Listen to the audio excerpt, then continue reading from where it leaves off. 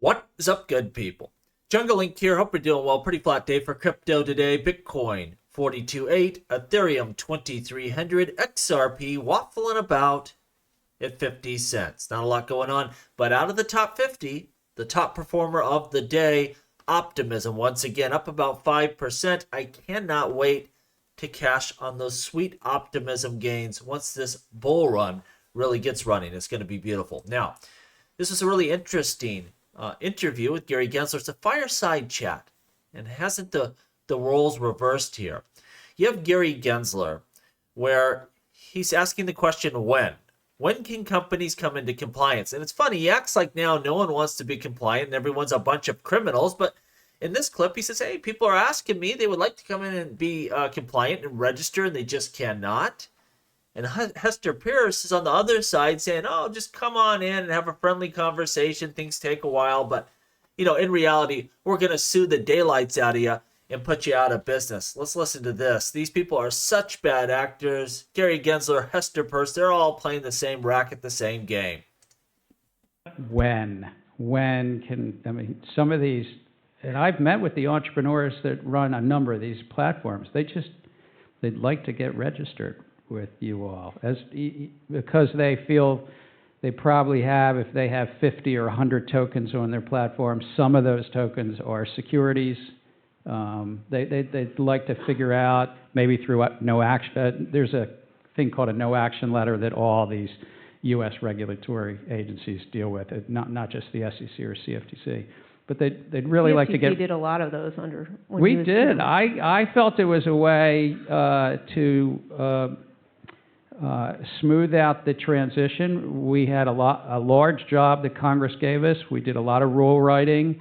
We, like the nature of any human exercise, didn't necessarily get everything right.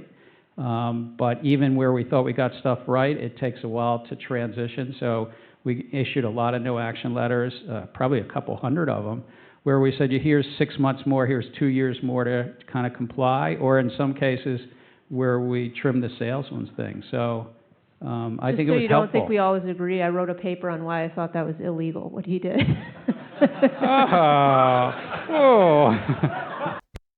Isn't that so funny? Aren't they so adversarial? It's a bunch of nonsense. How many no action letters has Gary Gensler issued since he's become chair of the SEC? None. I'm sure that Coinbase would love to stroll on into his office, get a no action letter, and discuss cryptocurrencies, which ones may be securities, and work through it. And they're unwilling to do so. It's all an act. It is so fake. It is so stupid. Here we have Gary Gensler today, and they just flip roles, essentially. Now Hester's, the good guy, and he's the bad guy. It's a bunch of nonsense.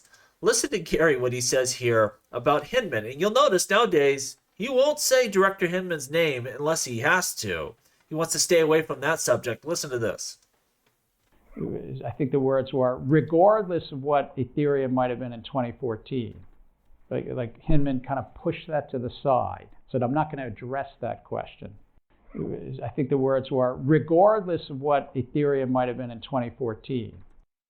Anytime Gary Gensler's fingers are fidgeting, man, this guy's such a scumbag. Yeah, it's pretty convenient that he can just brush aside the hard questions. And to be clear, it's not that I think Ethereum is a security or should be labeled as such, or the token should be punished. It's just other tokens should enjoy the same clarity that one has. That's all I'm saying. And it's not just XRP. It's hurting all altcoins that aren't Bitcoin and aren't Ethereum, and it's ridiculous. And no one can answer any questions over at the SEC. When, Gary? When? Treasury Secretary Janet Yellen warns of crypto risk. Yeah, risk. That it's going to replace a large chunk of the current financial system. They don't like that. They don't like an asset that can't be debased, can't be printed to the moon, of course. They can't play their little games. Yellen is set to tell U.S. lawmakers that FSOC is especially worried of stablecoins and the potential for digital asset runs. And there should be regulation around this. Someone should be keeping an eye on these stablecoin issuers, making sure they actually have the reserves they claim. That's just sensible, but they refuse to act because they want to keep this state of ambiguity. This is how you keep the space down. If you have clear laws well, it's going to be, pedal to the metal, full acceleration. People will start adopting this technology. The best thing you can do is just keep things, ambiguous to a big way. U.S. Treasury Secretary Janet Yellen is set to tell Congress that the crypto industry poses several potential hazards to the financial system, including the danger of stablecoin runs on crypto platforms and volatile prices. Yeah, good job there. Of course, there is significant risk, and a lot of it is a risk of their own making, to be honest with you. AI-generated fake IDs, $15 IDs, are reportedly being used to fool crypto exchange identity checks, potentially giving crypto hackers and scammers a new edge.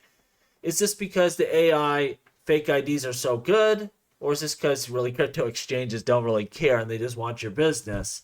Probably a little bit of both, I would guess. Large-scale crypto mining consumes 2% of U.S. electricity. What is this all about? We've been seeing a lot of these types of spooky stories.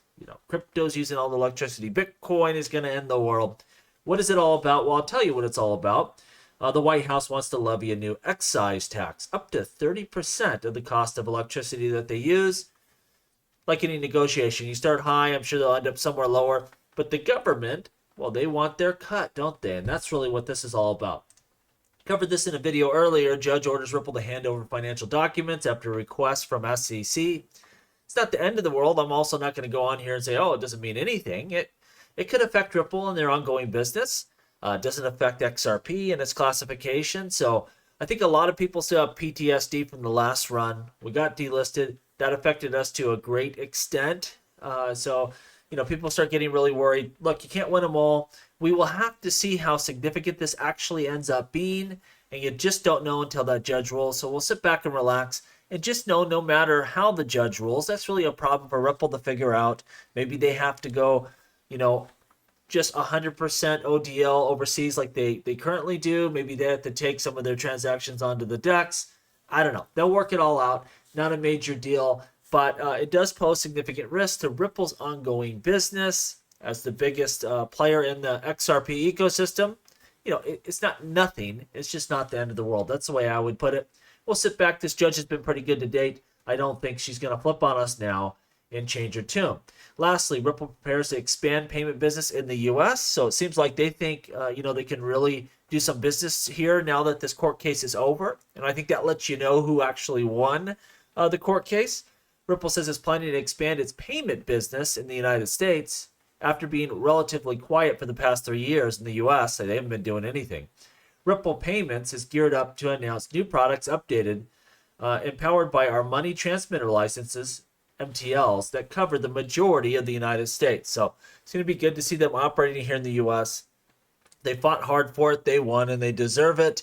I know there's a lot of fighting with XRP investors right now. A lot of people worried. Look, there's a lot of stuff that has to happen over the next 12 to 24 months as they redesign XRPL, as they bring on new feature sets, as they kind of come up with new ways to use this technology of the future.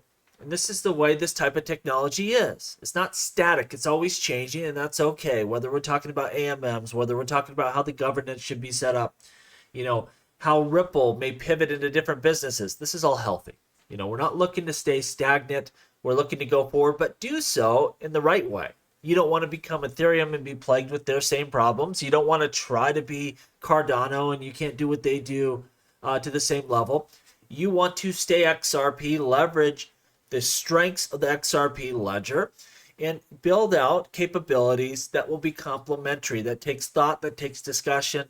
Not the end of the world. Don't freak out there. XRP will do just fine once we hit the bull run in full steam. Not a major issue. Again, sometimes I come on here and I talk about things that are brewing that may not be perfect. Life ain't perfect. Blockchain sure ain't perfect. It's a process, trial and error. We're getting there. We are miles ahead of where we were the last bull run when XRP was sued. Everything came to a screeching halt, and we really were punished there. It's going to be a much better time this time around. Let me know what you think down below. And as always, please like, please subscribe. The revolution will be televised right here on Jungle Link.